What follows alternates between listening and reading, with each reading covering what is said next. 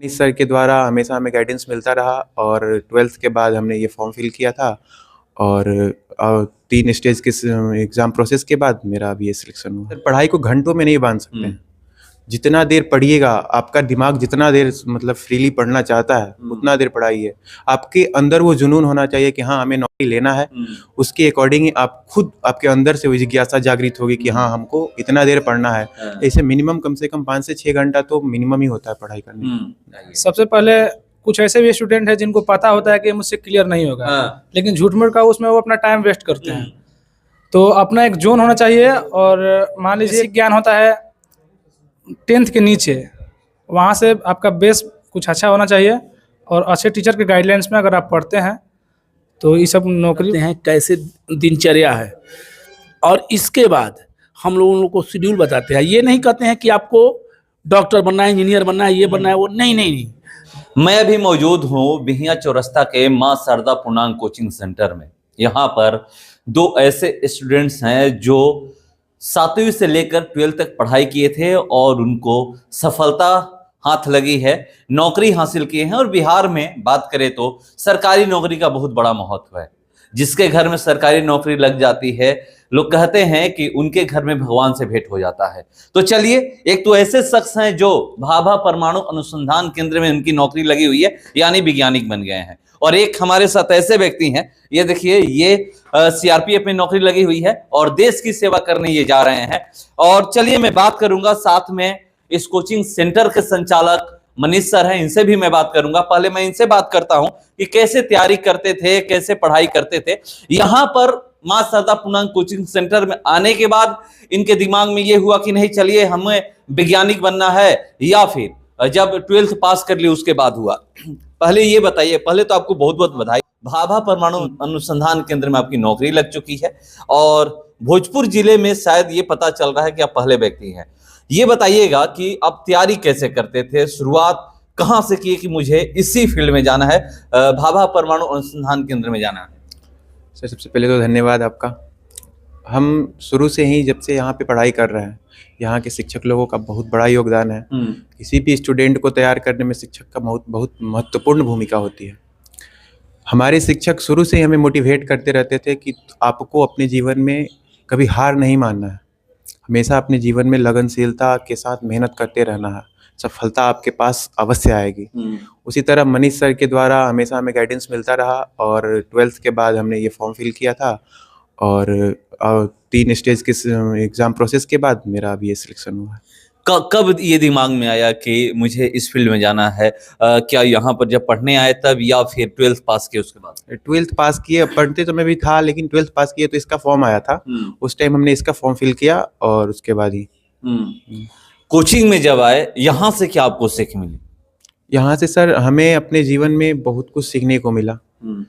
सबसे बड़ा सीख तो ये था कि सर के अनुदेशों का पालन करना सबसे बड़ी सीख थी हमारे जीवन में। सर जो कहते थे, अगर हम उनके रूल रेगुलेशन के अकॉर्डिंग अपने जीवन को ढाल लें तो हमें सफल होने से कोई नहीं रोक सकता है।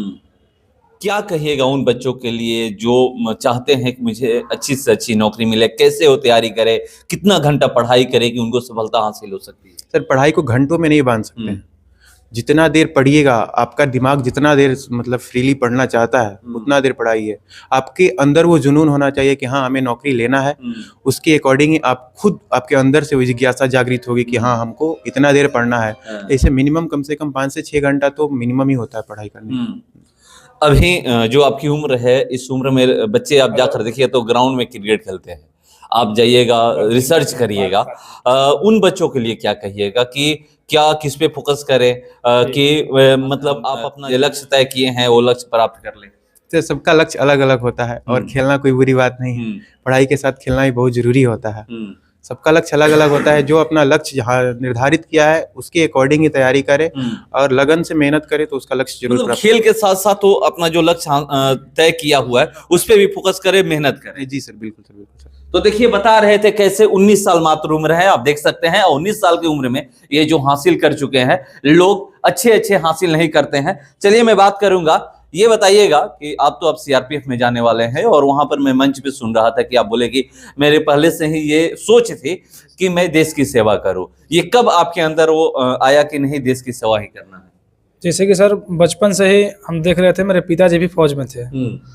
तो और बचपन से अपने पिताजी को देखकर और देश के प्रति इतना लगाव था सर कि मेरा शुरू से ही ड्रीम था फौज में जाना।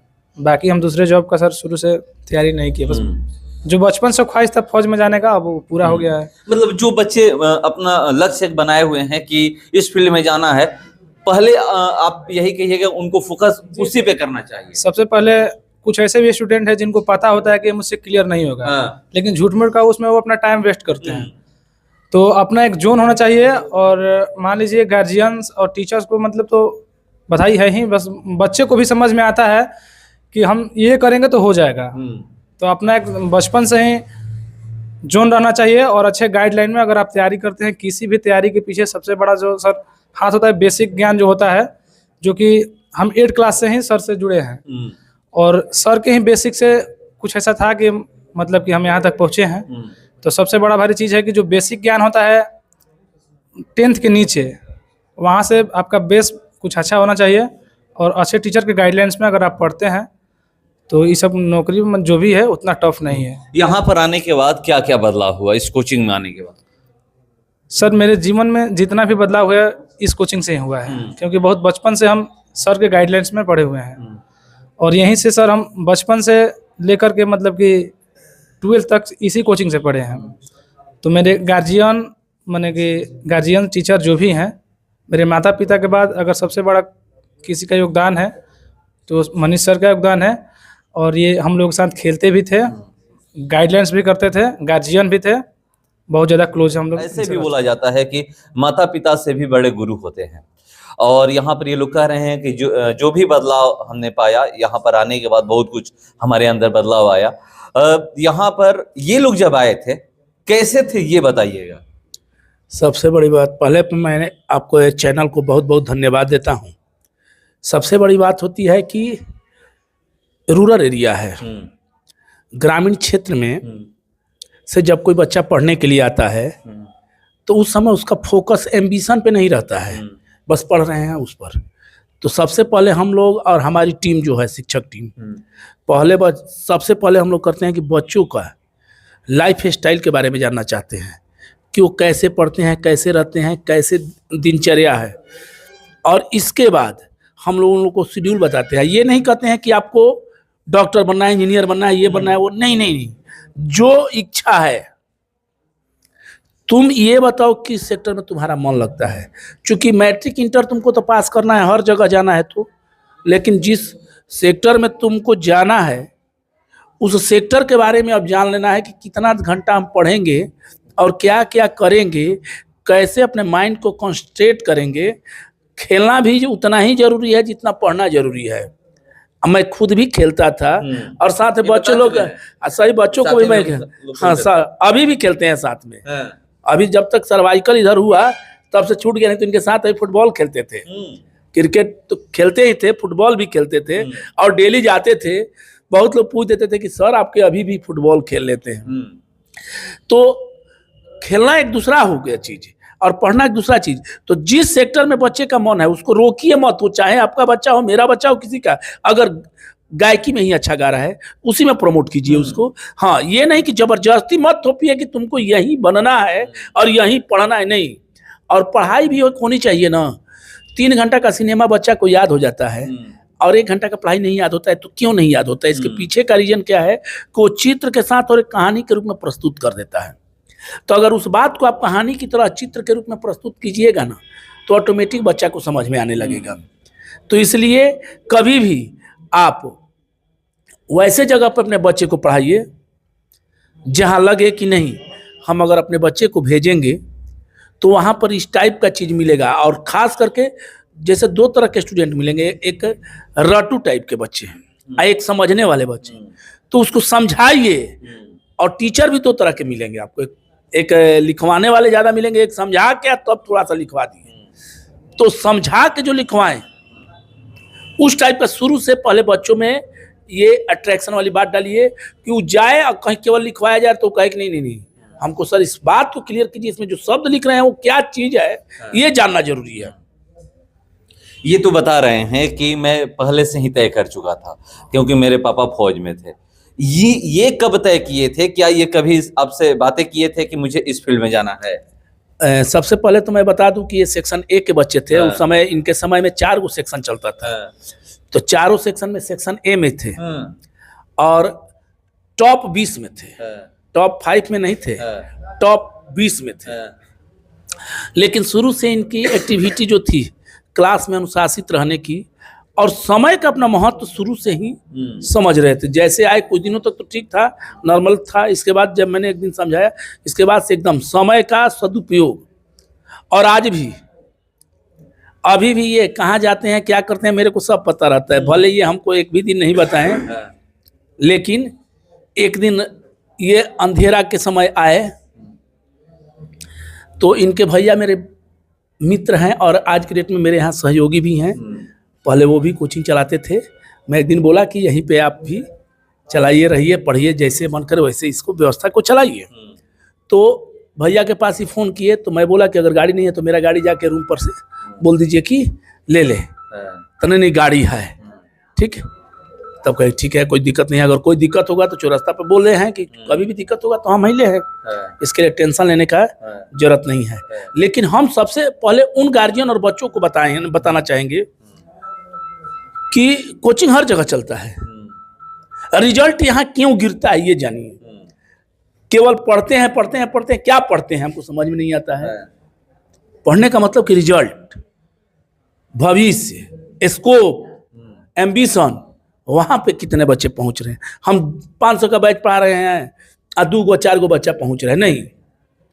ये देखिए कि मेरा पास आउट इतना हुआ, इसमें इतना परसेंटेज रिजल्ट है, इतना परसेंट लड़के का 80% से ज़्यादा है। अगर एक इंस्टीट्यूशन में देखिएगा 80% से ज़्यादा, अगर पटना का कोई इंस्टीट्यूशन हमारे बराबर में हो जाएगा तो जो कहिएगा सर। तो देखिए बहुत बड़ी सफलता मिली हुई है यहाँ पे जो बच्चे पढ़ने आते हैं। और एक चीज मैं आपको बता दूं कि ये कह रहे हैं कि सबसे बड़ा चीज वही होता है कि आपका एम्बिशन क्या है, सोच क्या है, आपको कहाँ तक जाना है। और ये कह रहे हैं कि पटना में भी इस तरह का नहीं होगा। और ये जब पढ़ने आए थे तब इनके बारे में बता रहे थे कि ये सेक्शन ए में थे और नौकरी भी जो लगी है सेक्शन ए वाली नौकरी लगी है, माने ए ग्रेड वाली नौकरी लगी है। भारत में भी 4 श्रेणी में नौकरी को बांटा गया है, ABCD, उसमें ए ग्रेड की नौकरी लगी हुई है। तो आप समझ लीजिए कि अगर आप मेहनत करिएगा तो आपको सफलता हासिल होगी ही। और सबसे बड़ा चीज ये भी होता है कि आपको कैसे शिक्षक मिले हुए हैं, ये भी सोचने समझने वाली बात है। ऐसे ही नहीं कि आप कहीं पढ़ने जा रहे हैं तो वहां पर जो शिक्षक पढ़ा रहे हैं वो क्या सोचते हैं, कैसे पढ़ाते हैं, उनका गोल क्या है, वो बच्चों से करवाना क्या चाहते हैं, ये सारा कुछ डिपेंड करता है शिक्षक पे। तो ये कह रहे हैं कि हम ये नहीं कहते हैं कि आपको यही करना है, ये बता रहे हैं कि हम ये कहते हैं कि आपको जो करना है वही करिए। अगर आप गायकी में जाना चाहते हैं, गायक बनना चाहते हैं तो आप गायक ही बनिए, उसमें मेहनत करिए। उसी तरह अगर पढ़ाई क्षेत्र में अगर आप ए ग्रेड की नौकरी करना चाहते हैं तो आपको उस तरीके का मेहनत करना पड़ेगा। बी ग्रेड की करना चाहते हैं तो उस तरह का, सी ग्रेड की नौकरी करना चाहते हैं तो उस तरह का मेहनत करना पड़ेगा, डी ग्रेड की नौकरी करना चाहते हैं तो आपको उस तरह का मेहनत करना। तो आपके मेहनत पे ये तय होता है कि आप करना क्या चाहते हैं। तो देख सकते हैं कि हमारे सामने ये मौजूद हैं और बहुत बड़ी सफलता ये मैं आपको दिखा रहा हूं। और सर साथ में आज सम्मानित किया गया है, यहीं पर बच्चों के सामने सम्मानित किया गया है और ये बताया गया है कि अगर आप अच्छा करते हैं तो आपको भी इसी तरह से सम्मानित किया जाएगा। बच्चे भी कुछ सीख कर यहां से गए हैं। तो एक बार आए इस कोचिंग में और डेमो क्लास ले ले। ये मैं नहीं कहता हूं कि आइए तो एडमिशन ही आप करा लीजिए, डेमो क्लास ले ले। डेमो क्लास करने के बाद आपको पता चल जाएगा 2 दिन 3 दिन कि हाँ यहाँ पर कैसा पढ़ाई होता है और किस तरह के टीचर है। उसके बाद एडमिशन ले। तो एक बार यहाँ पर आए इस कोचिंग में, मां शारदा पूर्णांक कोचिंग सेंटर बिहिया चौरास्ता पे जो है, यहाँ पर आए और मनीष सर से मिले और डेमो क्लास ले। आपको पता चल जाएगा इस कोचिंग में कैसे पढ़ाई होता है और यहाँ के बच्चे कैसे सफलता हासिल कर रहे हैं। क्योंकि लोग कहते हैं कि अगर आप 6, 7, 8, 9, 10, 11, 12 में जो पढ़ाई करते हैं उसी से क्वेश्चन आते हैं। अगर आप कहीं नौकरी के लिए अप्लाई करते हैं या कहीं भी फॉर्म भरते हैं तो इससे हटके क्वेश्चन नहीं आता है। तो अगर आपका ये बेस मजबूत है तो समझिए कि आपको नौकरी मिलने में कठिनाई नहीं होगी, आपको कहीं भी नौकरी लग जाएगी। एक नहीं, 4 संस्थान में अभी फिलहाल 2 तारीख के पहले जितने नामांकन होंगे, नामांकन चार्ज एवं रजिस्ट्रेशन चार्ज फ्री है, दोनों फ्री है। और आप आके पढ़ लें, देख ले पहले 2-4-5 दिन, और इसके बाद आप छुट्टी यहाँ 9 के बराबर होती है, संडे के दिन और लंबा क्लास चलता है, तो ये सब देख ले, इसके बाद एडमिशन लें। और 2 तारीख से सबका नया बैच शुरू हो रहा है, तो जो भी 7 से 12 7 to 12, तो जिसको भी नामांकन कराना है पहले एक बार आके मिले, बात करें, इसके बाद नामांकन ले, ठीक है। क्योंकि हम लोग के यहाँ प्रत्येक विषय के एक शिक्षक हैं, बहुत जगह जाइएगा तो एक टीचर ही 4 विषय पढ़ा देते हैं, तो 4 काम आप ही को दे दिया जाएगा तो आप कर पाएंगे, दिक्कत होगा। करने को करेंगे लेकिन सब काम जैसे तैसे करेंगे, लेकिन एक आदमी को एक काम दीजिएगा ना तो अच्छा से होगा। तो हमारे हर विषय के 2-2 फैकल्टी रखे हैं एक्स्ट्रा, कि अगर कोई टीचर नहीं भी आए तो उनके जगह पर वही विषय के जाके दूसरे शिक्षक कार्य करेंगे। सबसे कम फी, सबसे बड़ी बात है कि मात्र 200 से लेकर 400 में टोटल पढ़ाई हो जाती है। तो देखिए सबसे कम फी में यहाँ पर पढ़ाई होती है, और आपके लिए अभी ऑफर है 2 जनवरी तक रजिस्ट्रेशन और एडमिशन फ्री है, आकर के आप करा सकते हैं। फिलहाल इसका इतना ही, बने रहिए हमारे साथ, नमस्कार।